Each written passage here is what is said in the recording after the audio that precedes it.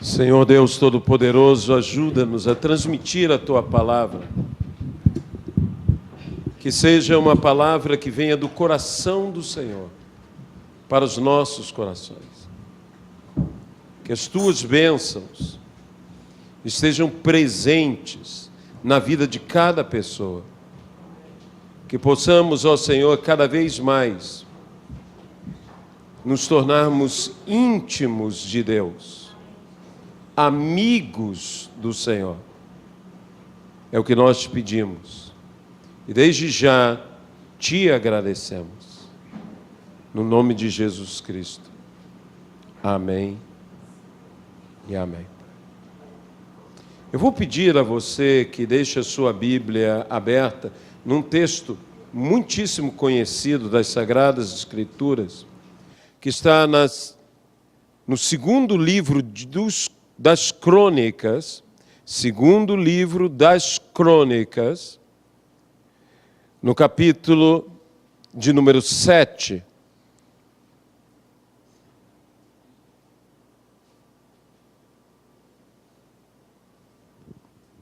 Versículo de número 11 em diante. Assim Salomão acabou a casa do Senhor e a casa do rei. Tudo quanto Salomão intentou fazer na casa do Senhor e na sua casa, prosperamente o efetuou. De noite, apareceu o Senhor a Salomão e lhe disse: ouvi a tua oração e escolhi para mim este lugar para a casa do sacrifício. Se eu cerrar os céus, de modo que não haja chuva, ou se ordenar os gafanhotos que consumam a terra, ou se enviar a peste entre o meu povo, se o meu povo, que se chama pelo meu nome, se humilhar e orar e me buscar, e se converter dos seus maus caminhos, então eu ouvirei dos céus e perdoarei os seus pecados e sararei a sua terra. Estarão abertos os meus olhos e atentos os meus ouvidos à oração que se fizer neste lugar. Porque eu escolhi e santifiquei esta casa, para que nela esteja o meu nome perpetuamente.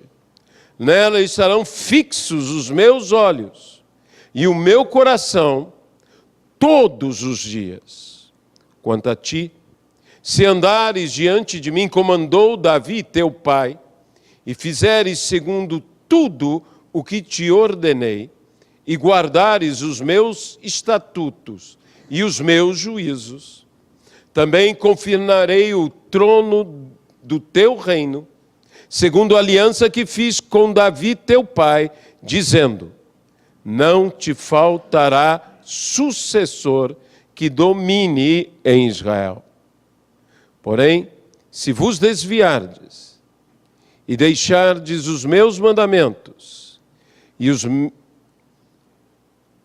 meus estatutos, que vos prescrevi, e fordes e servides a outros deuses, e os adorardes, então vos arrancarei da minha terra, que vos dei, e esta casa, que santifiquei ao meu nome, lançarei longe da minha presença, e a tornarei em provérbio e montejo entre todos os povos. Desta casa agora tão exaltada, todo aquele que por ela passar, pasmará e dirá: por que procedeu o Senhor assim para com essa terra e esta casa? Responder-se-lhe-á: porque deixaram o Senhor, o Deus dos seus pais, que os tirou da terra do Egito, e se apegaram a outros deuses, e os adoraram, e os serviram. Para isso trouxe sobre eles todo este mal. Que Deus possa abençoar a sua palavra no nome de Jesus. Esse é um texto, como eu disse, extremamente conhecido das Sagradas Escrituras. É o texto que nos fala de nos consertarmos com Deus, de nos acertarmos no caminho do Senhor. Muitas vezes nós colocamos o motivo pelo qual as coisas acontecem em outros indivíduos, em circunstâncias, mas o Senhor, neste texto, nos fala que a transformação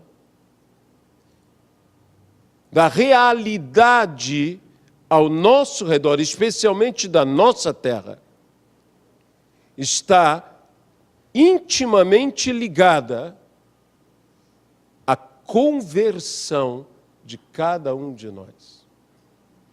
Se nos convertemos, Deus transforma, Deus sara a nossa terra, que pela nossa postura está ela sobre juízo. Quando nós lemos o texto que se encontra em Gênesis, que nos fala da queda do homem, percebemos o Senhor dizendo: maldita é a terra por tua causa. Deus não amaldiçoou, como eu tenho dito várias vezes, Deus não amaldiçoou o homem, mas amaldiçoou a terra na qual, ou da qual, o homem trabalhando teria o seu sustento.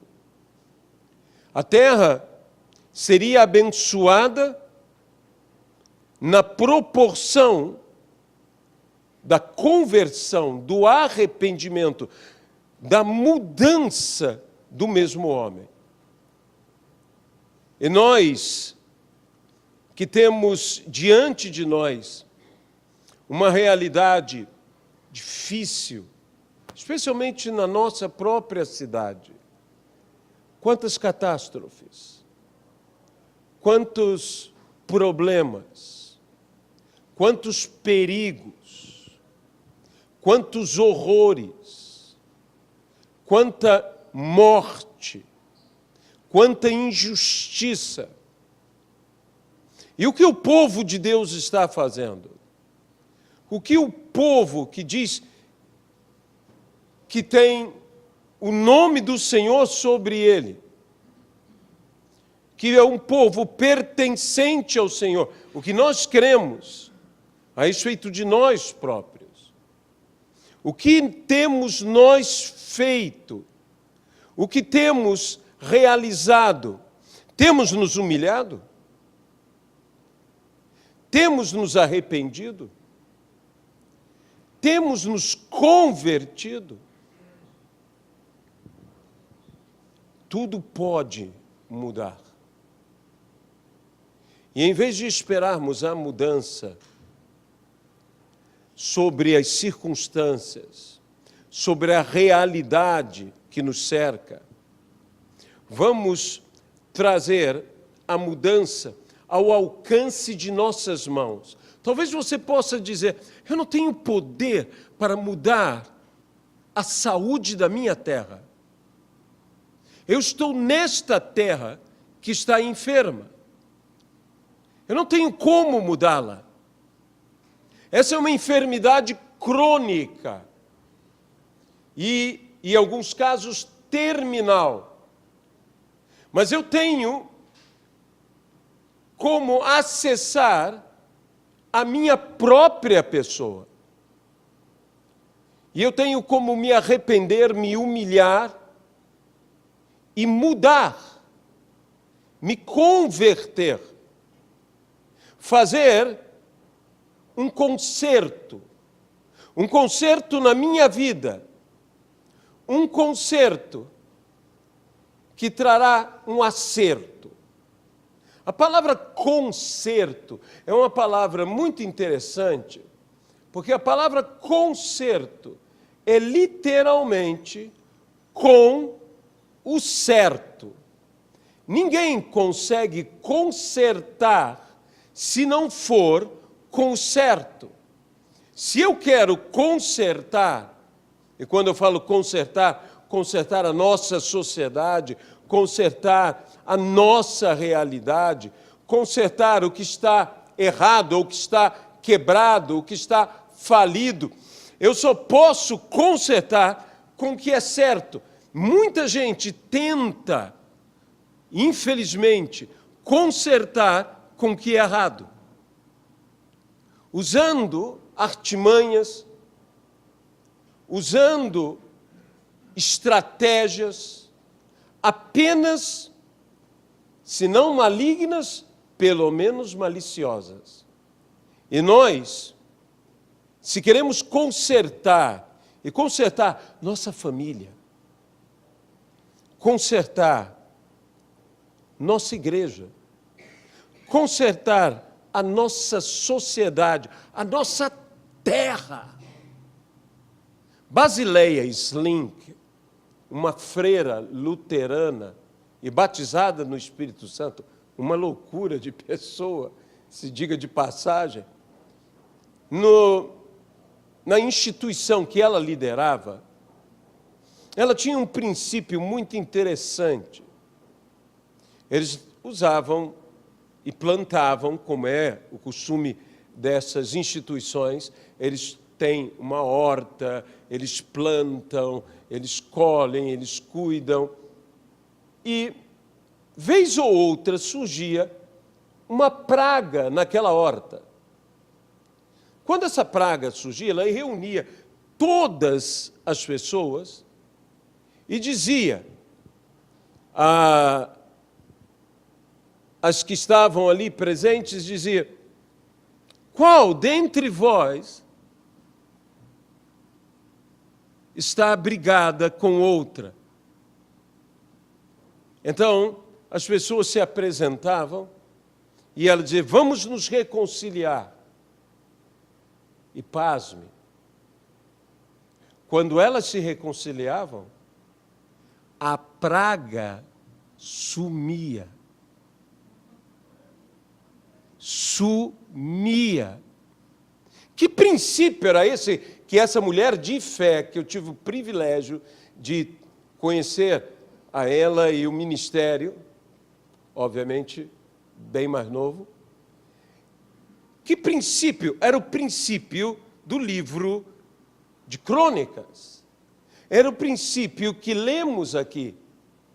Se eles se converterem, se eles se arrependerem dos seus maus caminhos, se eles mudarem a sua vida, se eles se humilharem, eu sararei a sua terra. Há coisas, meus amados irmãos, que estão existindo na minha vida e na tua vida, que não precisavam existir, se nós, em primeiro lugar, nos humilhássemos, nos arrependêssemos e, por fim, viéssemos a nos converter. Mudança. Muita gente usa a graça de Deus e aplica a graça de Deus exclusivamente à salvação.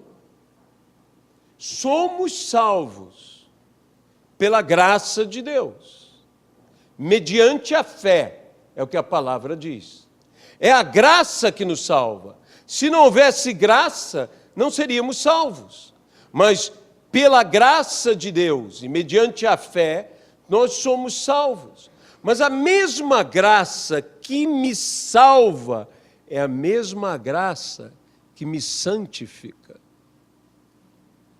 Um grande problema dos pregadores da graça é que eles se afastam da santificação. Não que eu diga, oh, eles são perversos, ou eles são malignos, nada disso. Eles não colocam ênfase na santificação. A maior parte das pessoas diz que santificação esvazia a igreja. Em parte eu até creio. Que quando você prega santificação, parece que ofende os ouvidos. E pessoas que não querem mudar se sentem praticamente afrontadas pela palavra de santidade, pela palavra de santificação. Mas não sou eu que digo da necessidade de santificação. É o próprio Senhor Jesus que nos disse, sede santos.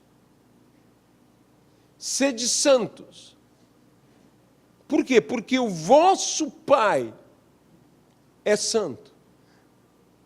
Se eu quero que as coisas aconteçam, quando eu me humilhar, quando eu buscar ao Senhor, quando eu orar ao Senhor, as coisas vão acontecer.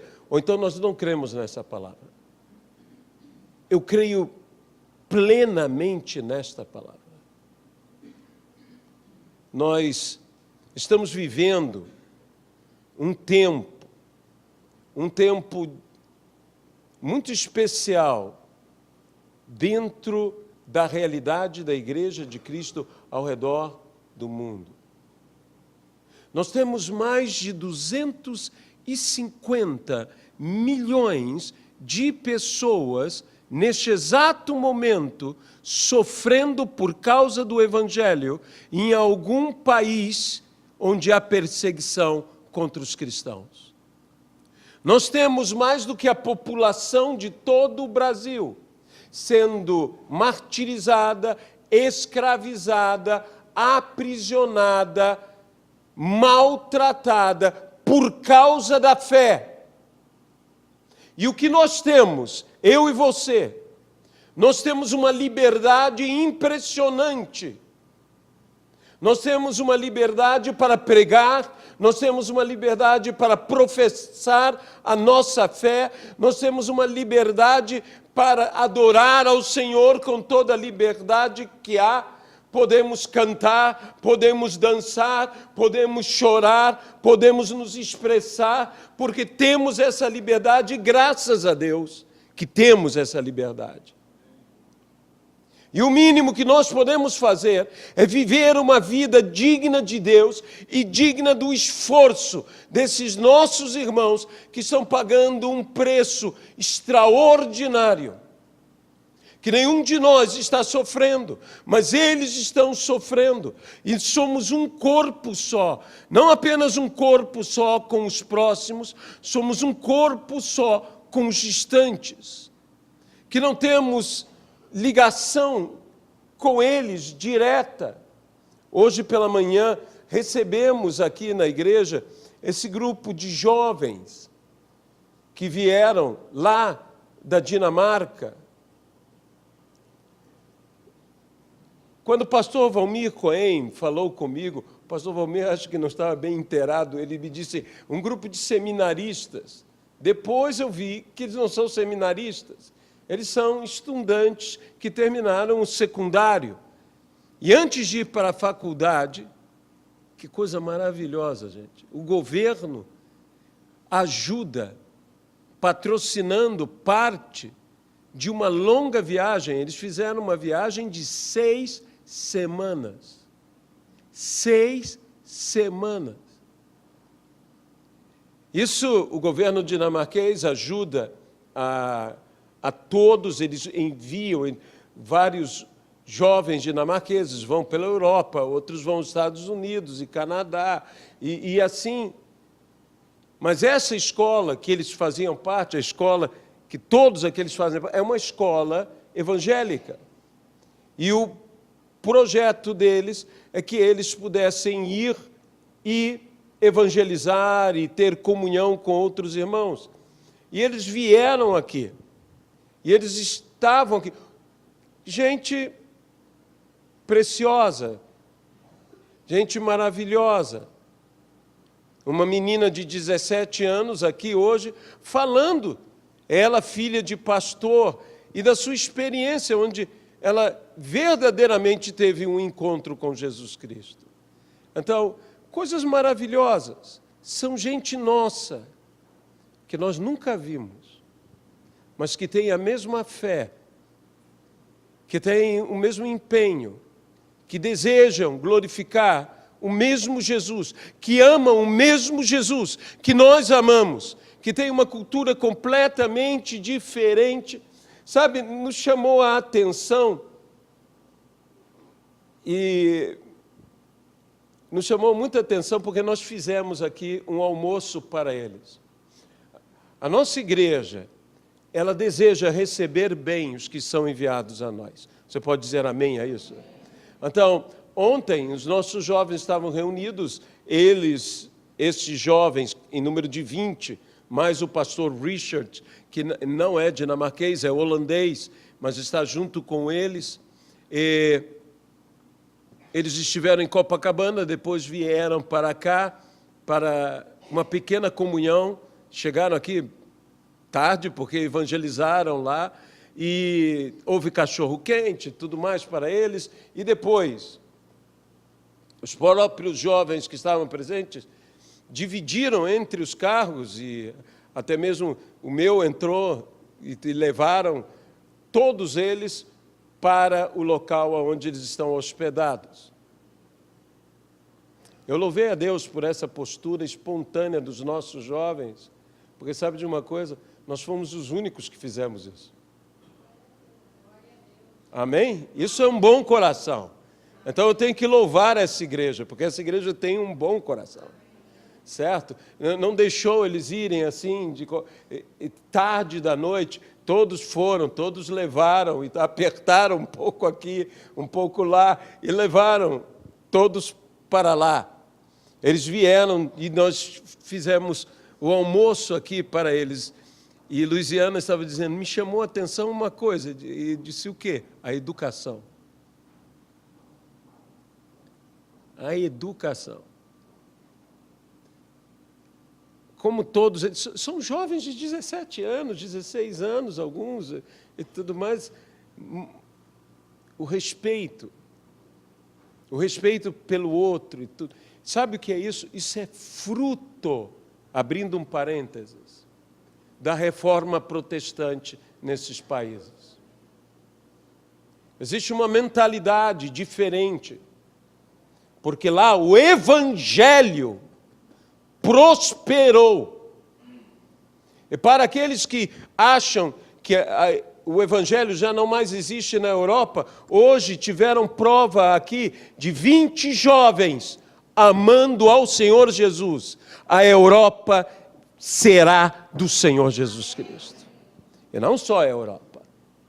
Mas nós também podemos mudar. Como nós podemos mudar a nossa sociedade? Como nós podemos mudar a nossa realidade? Como nós podemos mudar a realidade da nossa família? Você que quer salvar um parente seu, você que quer salvar um filho talvez, você que quer salvar um pai, uma mãe, você que quer salvar a tua gente, é a tua conversão, é a tua humilhação, é o teu arrependimento que vai gerar uma cura real na sua família, nos seus amigos. E você dirá, como? Como isto acontecerá? Eu até mesmo compartilhei um testemunho de um rapaz muçulmano que se converteu. Quando ele, estudando teologia muçulmana, ele teve uma experiência com Cristo Jesus. Ninguém pregou para ele. Como este rapaz se converteu? Sabe, nós nos preocupamos muito de nós termos a capacidade, de nós podermos convencer o mundo. Quem convence não é outro, é o Espírito Santo. Se nós achamos que não conseguiremos ganhar almas, você não se preocupe com isso. O Espírito Santo vai conquistar as vidas. O que eu tenho que fazer? Me humilhar, me arrepender e me converter. E o mais, Deus fará. Porque aqui diz, se eu fechar os céus, se eu enviar gafanhotos, se eu enviar praga, 3 mazelas terríveis, seca, gafanhoto e peste. Peste. Mas se o meu povo, que se chama pelo meu nome, se arrepender, se humilhar e se converter, tudo muda. Tudo é transformado. Quando Jesus Cristo falou aos seus discípulos e disse a estes: mas recebereis poder ao descer sobre vós o Espírito Santo, e sereis minhas testemunhas. Sabe, essa é uma palavra tão grandiosa, a palavra de salvação. É uma palavra tão gloriosa, tão grande, que é necessário que aquele que transmita a palavra esteja à altura da palavra que transmite. Porque eles, já sabendo da palavra de salvação, eles foram discipulados por Jesus. Eles já tinham palavra para conversão, palavra, mas Jesus disse: esperem. Embora Jesus tenha dito: vão, preguem, discipulem, façam sinais. Jesus disse: esperem até do alto serem revestidos do Espírito Santo. Porque essa é uma palavra, o Evangelho, diz Paulo, é o poder de Deus. E você tem que estar à altura desta palavra. E o que nos faz estar à altura desta palavra é o revestimento de poder e autoridade pelo Espírito Santo. Isso nos faz, o revestimento de poder e autoridade, nos faz grandes. Grandes. Para podermos transmitir a grandeza ou a grandiosidade desta palavra, ser cheio do Espírito Santo. Quando Pedro e os discípulos, bem como as pessoas que estavam no cenáculo, a Bíblia diz em torno de 120 pessoas, foram cheios do Espírito Santo, apareceram sobre eles línguas como de fogo, e passaram a falar em outras línguas, segundo o Espírito lhes conferia ou concedia que falassem, ao ponto de povos, de distintas etnias, de linguagens diferentes, línguas diferentes, estes povos ouvirem em sua própria língua as grandezas de Deus. Não foi sem motivo que naquele dia 3.000 se converteram. Meus irmãos, nós precisamos de um Pentecostes na nossa vida.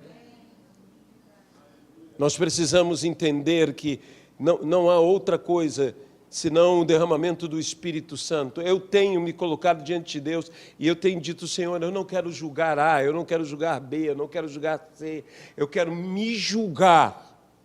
Porque a Bíblia diz: se nos julgássemos a nós mesmos, nós não seríamos julgados e não seria necessário sermos disciplinados para não sermos condenados com o mundo. Mas se nos julgássemos a nós mesmos, eu quero me humilhar, eu quero me arrepender, eu quero me converter. Entenda bem, todos nós precisamos. Deus quer nos usar. Deus quer fazer maravilhas. Eu creio nas promessas que Deus tem feito. Eu creio nas promessas que Deus fez anteriormente. Eu creio que nenhuma delas deixará de ser cumprida.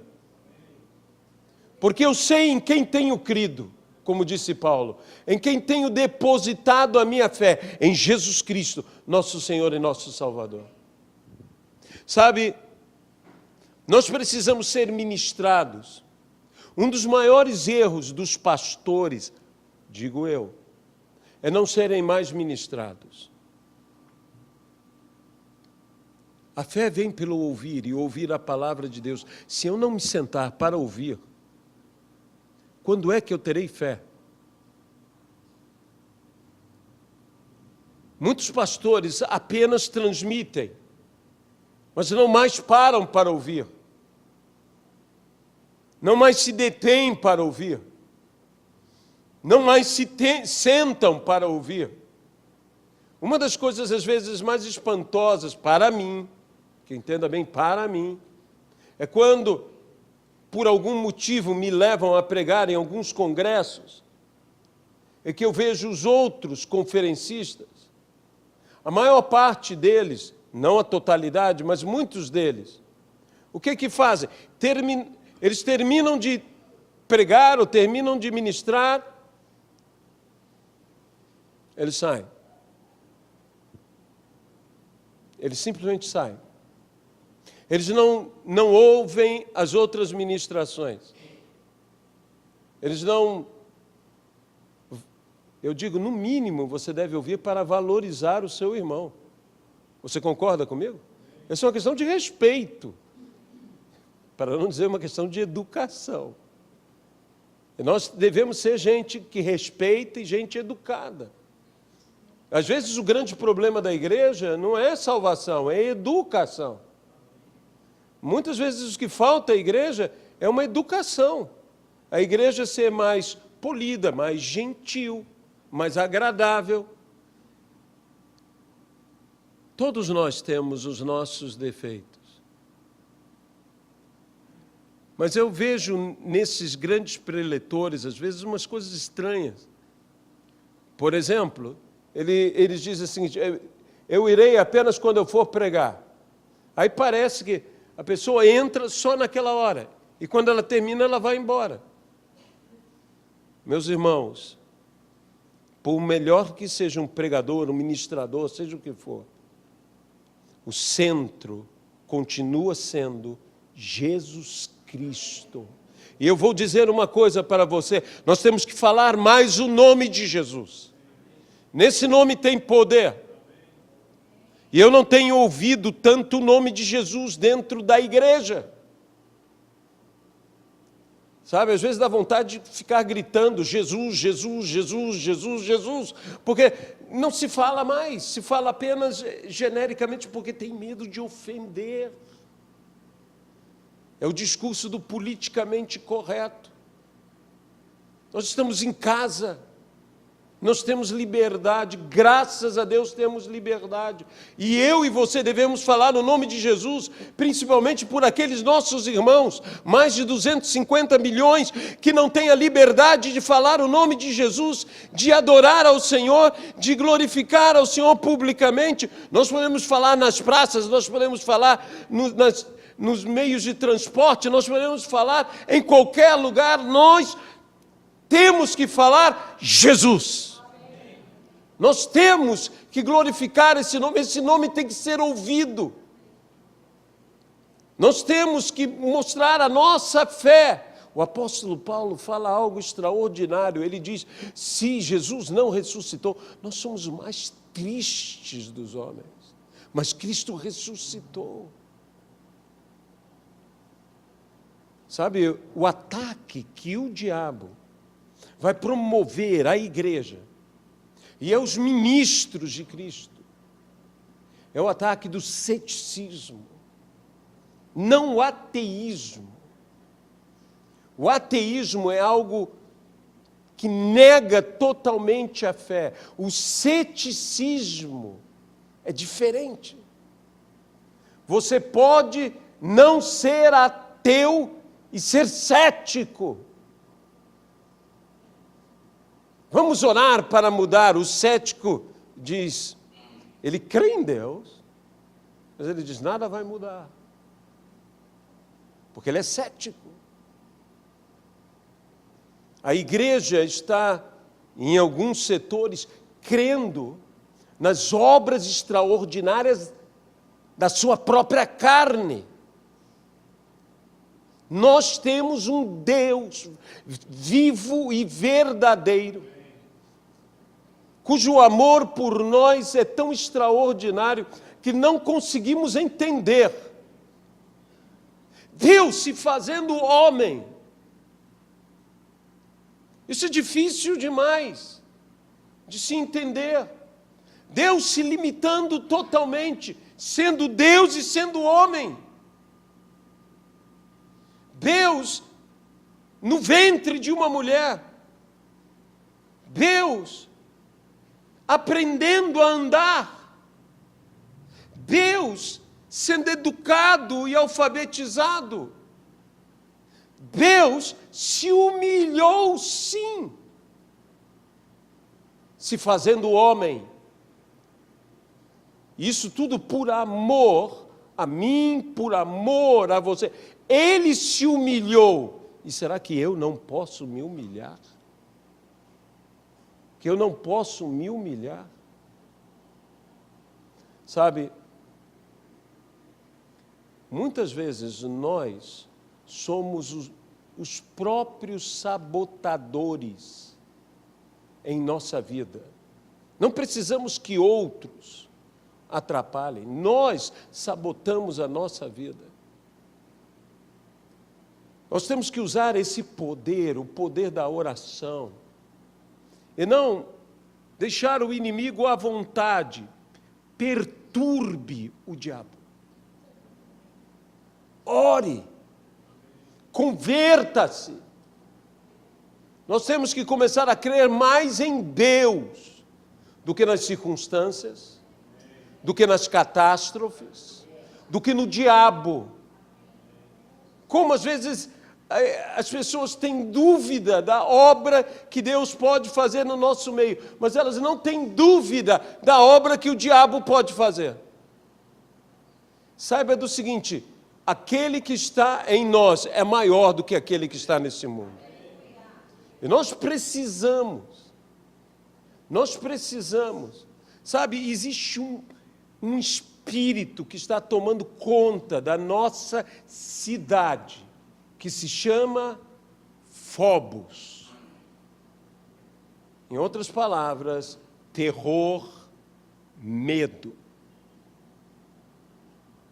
As pessoas têm medo de sair, medo de se locomover, medo de ir à igreja, tem medo agora até de chuva, tem medo.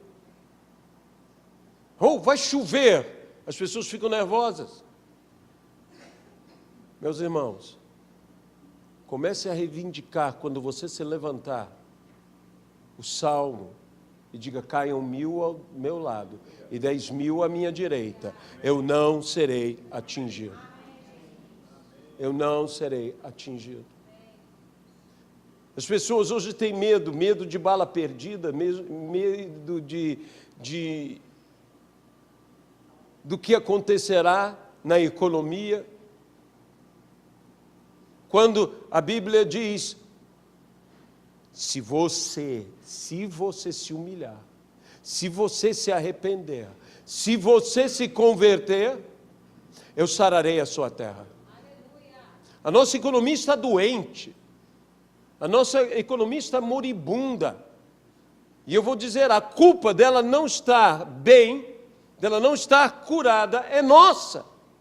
Disse, não, eu não tenho nada com isso. Não, mas a cura vem pela minha mudança. Nós tivemos aqui, como você sabe, os jovens. Nossa igreja patrocinou tanto o lanche de ontem quanto o almoço de hoje. E tanto havia um professor e o pastor Richard. Os dois ministraram aqui. E eu disse, Senhor, nós temos que abençoar essas vidas, como igreja. Eu disse, como nós vamos abençoar? Eu me lembrei que eu tinha guardado 200 euros. Eu dei 100 euros para cada um. É pouco. Mas dei 100 euros para cada um. Para o pastor e para o professor. E assim, nossa igreja abençoou. Eu estava guardando isso, porque eu vou guardando devagarinho euro, dólar, para as viagens ao exterior, quando Deus nos proporciona ir. Tem sido difícil guardar. Eu só estava com 200 euros, era tudo que eu tinha. Eu disse, Senhor, hoje eu vou semear, hoje eu vou dar, hoje eu vou abençoar. E em nome da igreja, eu não vou me preocupar. Eu não vou me preocupar com isso. Então eu peguei e entreguei para eles. E parece-me que a nossa igreja também foi a única que deu oferta. A única que deu oferta. Nós temos que ser diferentes. Nós não fomos chamados para sermos nem a maior, nem a mais rica, nem a mais poderosa. Sabe, o reino de Israel nunca foi o maior reino, nem o mais poderoso reino da terra, nem o mais rico da terra. O reino de Israel simplesmente era o reino onde Deus era o Senhor. E isto é o melhor. Não era. Ele jamais foi um Egito. O Egito foi um grande reino. Ele jamais foi Roma. Roma conquistou. Ele jamais foi a Macedônia ou a Grécia. Mas o Senhor era com eles e o Senhor continua com eles. E esse mesmo Senhor é o nosso Senhor. E nós precisamos começar a viver mais a verdade de Cristo em nossas vidas. Nós precisamos viver, mas olha, Deus é real. Eu quero incentivar você a ouvir audivelmente a voz de Deus. Talvez você diga, não, mas isso é só para... Você é filho. Você é filho. As pessoas ficam pregando hoje como se Deus tivesse se feito homem, morrido na cruz do Calvário, para que apenas alguns fossem privilegiados. Não, o Senhor ama a todos. O Senhor ama você, o Senhor ama a mim. Não há diferença. Aquele grande texto que diz, não toqueis nos meus ungidos, não maltrateis os meus profetas. Que todos os pastores tomam posse desse texto e dizem, olha, não fale de mim, não me maltrate, porque eu sou ungido do Senhor. Esse texto, quando você lê o texto inteiro, não está falando de um grupo seleto de pessoas, está falando de todo o povo de Deus. E disse o Senhor a Israel, seu povo, está escrito assim, por vossa causa repreenderei as nações, dizendo, não toqueis nos meus ungidos, nem maltrateis os meus profetas. Você é ungido, e tem uma novidade para você, você é profeta. Porque você é povo de Deus. E Deus diz aos povos, não toquem. Deus diz aos povos, não maltratem. Mas para isso nós temos que nos colocar verdadeiramente na presença do Senhor. Eu tenho sentido uma guerra com o diabo, uma guerra como nunca em minha vida. E muitas vezes o inimigo vai e bombardeia a todos nós. E eu tenho colocado diante do Senhor o seguinte: Senhor, não me deixe julgar A, B, C. Ajuda-me a fazer o que eu tenho que fazer, que é me humilhar, me arrepender e me converter. E quando eu fizer isto, e quanto mais isto eu fizer, mais Deus vai sarar a nossa terra, mais Deus abençoará esse ministério e a sua vida. Nós temos que orar e orar com consciência e nos arrepender verdadeiramente, nos convertendo. Há erros que alguns de nós trazem, que nós não podemos aceitar que eles continuem. Nós temos que ser gente surpreendente. Eu conheci muita gente excepcional, graças a Deus. E eu às vezes me pergunto como eles conseguiram ser dessa maneira maravilhosa. Porque eles se humilharam, porque eles se arrependeram e porque eles se converteram. É por causa disso que surgem pessoas excepcionais, moldadas pela própria mão de Deus.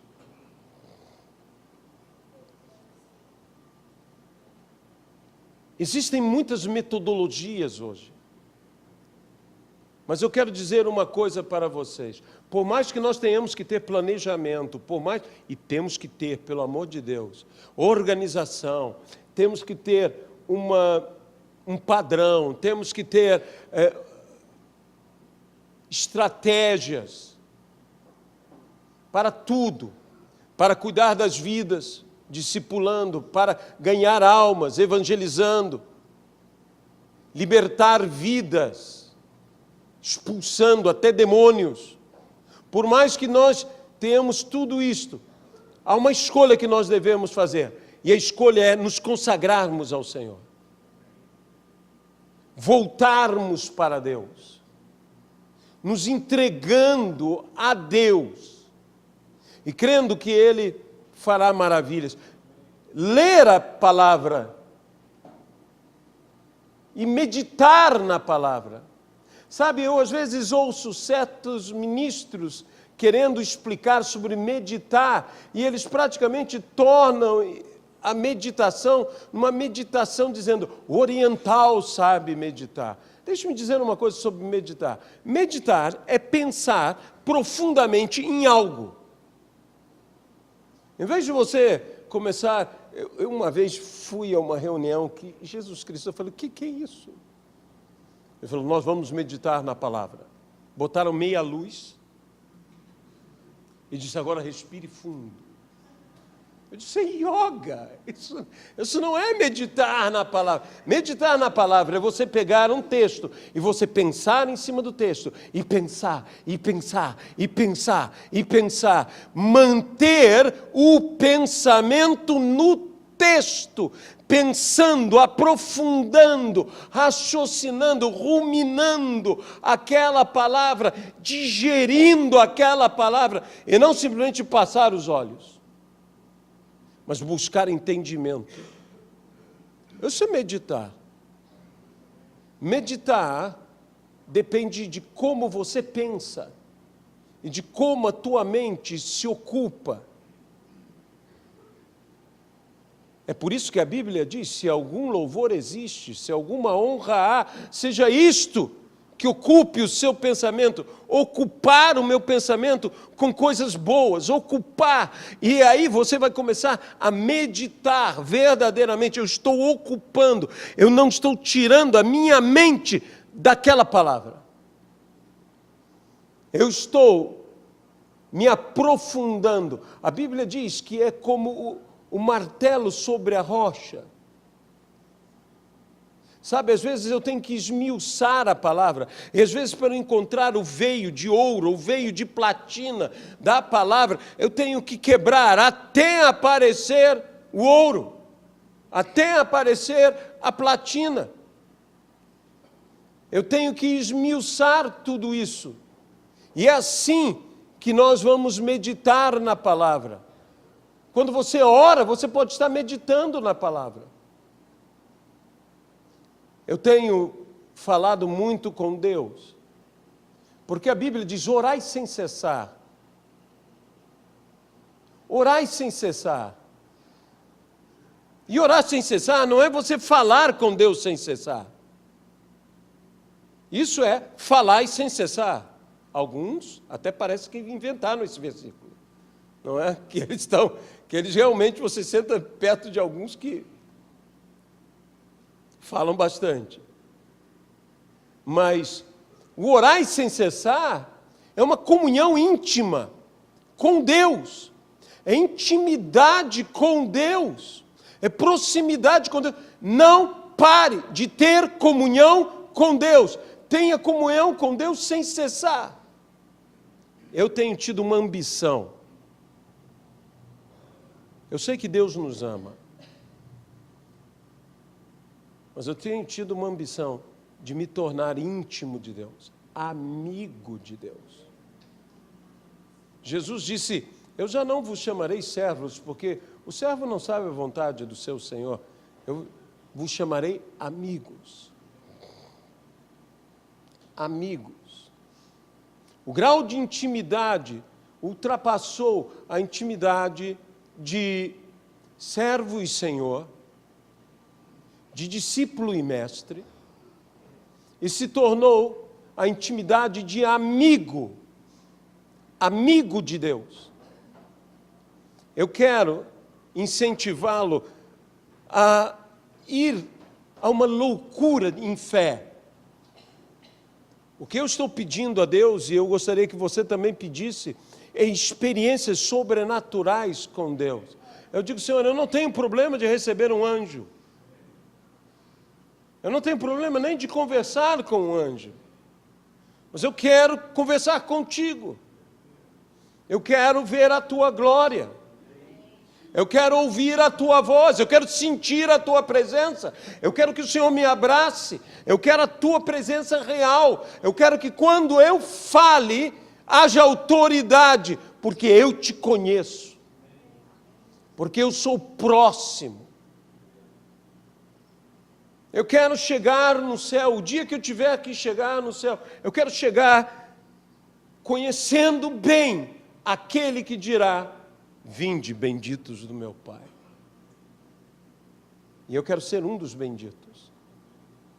Eu preciso disso. Isso pode transformar, isso deve e deverá de fato transformar a todos nós. Sabe, nós estamos com um evangelho muito de estereótipos. Nós criamos estereótipos.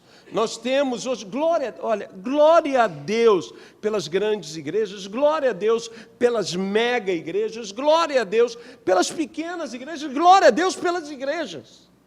Glória a Deus por tudo. Nesse nosso meio, às vezes a pessoa cresce e já logo começam a falar mal. Está crescendo porque está fazendo isso de errado, aquilo de errado. E por que então está crescendo? Deixa ele crescer. Deixa ser abençoado. Sabe, havia um pastor que Deus está abençoando a ele, ele está crescendo.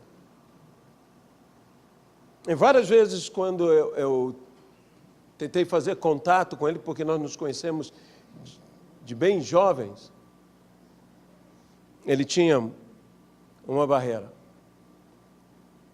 E então, nesse processo que eu estou me convertendo diante do Senhor, Deus falou comigo: se comunique com os pastores e faça apenas uma pergunta: como você está e como está a tua igreja? Faça apenas essa pergunta. mais de 50 pastores falaram comigo. Todos pedindo oração, alguns com lágrimas, chorando. E até este pastor, ele disse: Aloysio, obrigado por ter entrado em contato, nós estamos num grande desafio. Eu estava num lugar para 500 pessoas e agora estamos num lugar para 2.000 pessoas. E precisamos encher esse lugar. Eu estou num desafio enorme. Você sabe como são esses custos, essas coisas todas. Eu disse: eu vou estar orando. É assim que a gente vai se aproximando. Gente, as pessoas estão sozinhas, mas de fato elas não querem estar sozinhas. A nossa igreja foi chamada para cuidar de outras igrejas. Deus há de nos abençoar, mas tudo vai mudar aqui dentro pela nossa conversão.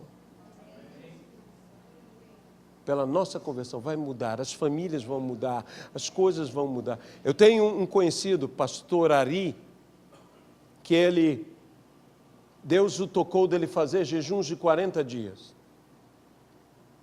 No primeiro jejum de 40 dias que ele fez, ele me mostrou o quartinho dele. Era o quartinho onde ele orava. E, na realidade, era um almoxarifado pequenininho que botavam lá as coisas. Era até não muito saudável ficar naquele lugar por causa da poeira. Ele se ajoelhava ali e ficava chorando. Naquele quartinho, a igreja dele inteira passou. Durante os 40 dias, quando ele terminou o 7º jejum de 40 dias, um por ano, Deus deu o templo próprio para eles. E você pensa que deu pequeno? Sabe como Deus deu para eles? Deu uma fábrica para eles. Sabe quanto ele tinha em caixa para comprar? 55 mil. Você compra com 55 mil uma fábrica? Foi um leilão em que ele foi e só estava dando lance ele e um empresário de construção civil. Começou, então ele deu 30 mil e o camarada 35. Ele deu um pouco mais, aí chegou em 50 e o leiloeiro então perguntou e o chamou: pastor, o senhor não quer dar um outro lance? Quando ele falou pastor, o empresário começou a suar. E ele tinha consultado tudo que eles tinham no banco, era 55 mil. Ele disse: 55 mil. E o empresário suando. E o leiloeiro, então, o leiloeiro quer que suba, né? E o senhor não quer dar um lance? E o homem: não. O senhor tem certeza que não quer dar um lance? Não. E então foi batido o martelo para o pastor, para a igreja, e o empresário chegou perto dele e disse: eu não sabia que o senhor era pastor. Ele disse: o que aconteceu? Desde o primeiro lance eu estou ouvindo uma voz que diz: não compre ou eu te mato. Deus também sabe ser gentil. Não compre, se você comprar, eu te mato. Disse: quando eu ouvi que o senhor era pastor, eu disse: eu estou perdido. O senhor tem dinheiro? Se o senhor não tiver, eu dou. Ele disse: não, nós temos o dinheiro. Eu disse: não, eu faço qualquer coisa, porque eu entendi que o senhor é que tem que... E lá está a igreja, meus irmãos. Deus é maravilhoso. Isso também vai chegar a nós. Deus também vai nos abençoar. A gente tem que se mudar. Vocês estão vendo aí já está andando tudo. Eles já têm autorização, inclusive, para demolir. Eles já falaram. Eles só irão começar a demolir quando nós sairmos daqui. Nós temos até o último dia de junho para sairmos daqui. E nós vamos sair daqui. E Deus vai nos abençoar. Nós estamos com várias coisas, falando com um, falando com o outro. Nós temos o que é o lugar que desejamos ir. Se Deus quiser, iremos. Se não, tem sempre o plano B, outro lugar que podemos ir e fazer a obra do Senhor.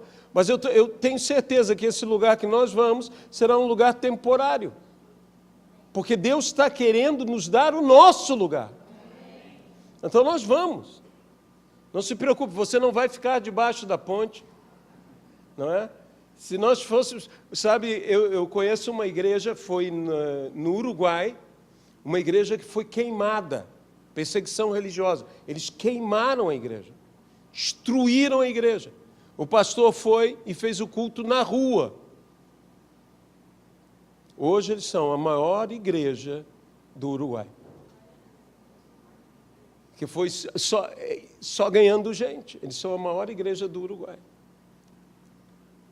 Deus tem algo de maravilhoso para a tua vida, para a minha vida, para os teus filhos, para os teus parentes, para os teus amigos, para os teus negócios. Deus tem algo maravilhoso, mas o que nós temos que fazer? Só nos converter. E Ele vai sarar a nossa terra. Ele vai curar a nossa terra, Ele vai fazer coisas maravilhosas. Nós temos que começar a ter fé. Sabe que eu creio num caminho que é o caminho de consagração. Semana passada eu disse a Deus, por causa desse versículo, eu disse: Senhor, me perdoe. Eu não oro tanto quanto deveria orar, eu não me consagro tanto quanto deveria me consagrar, eu não leio tanto quanto deveria ler, eu não sou quem eu deveria ser. O Senhor merece alguém melhor do que eu, mas não me mate. Me transforma em alguém melhor do que eu sou. Minha família merece alguém melhor do que eu sou, mas eu não quero que eu morra e outro ocupe o meu lugar. Eu quero mudar. A igreja precisa. Sabe, um pastor ligou para mim, ele está morrendo, está com câncer. Deus alongou a vida dele, ele perdeu um dos rins com câncer e agora o outro está comprometido. Ele tinha me pedido que se eu pudesse estar lá hoje, eu disse: eu não posso estar aí com você. Aí ele me mandou de novo dizer: por favor, mas um desses dias esteja conosco, eu preciso de você aqui. Eu disse: como é que você recusa um homem que está morrendo? Não é verdade? Como é que você recusa um homem que está morrendo? Como é que você faz isso? E de repente Deus colocou um peso no meu coração dizendo: eu estou achando que se eu não for, eu não ministrarei. E ele vai morrer, porque ele está a qualquer instante. O médico já disse para eles: olha, pode ser a qualquer momento. Ele caminha, mas ele já está num processo de falência do organismo. A última vez que eu estive e eu preguei, ele ficou sentado o tempo inteiro na igreja. Meus irmãos, nós temos que ter um amor diferente pelo corpo de Cristo, nós temos que ter um compromisso diferente, nós temos que fazer o que Jesus faria. Um dos melhores livros que existe, se você puder ler, e se der aos jovens, e se der aos adolescentes, e mesmo às crianças, para lerem Em Seus Passos o que faria Jesus. Livro extraordinário, que é bom de se ler, e melhor ainda de você viver. Hoje, eu gostaria de convidar você a tomar uma decisão que vai mudar a terra em que estamos. vai mudar a nossa família, vai mudar a nossa economia, vai mudar a nossa vida. É o caminho do arrependimento, da humilhação e da conversão que vai sarar. Nossa terra será curada, sarada, ficará sã no nome de Jesus Cristo. Deus Todo-Poderoso, nós nos humilhamos aqui, nos arrependemos. E nós queremos te pedir, ajuda-nos a viver o Evangelho em sua totalidade. Eu louvo ao Senhor por tudo isto. E peço ao Senhor que o Senhor possa curar a nossa terra. A mudança, Senhor, de tudo começa pela nossa própria mudança. É o que nós te pedimos, no nome de Jesus Cristo. Amém e amém.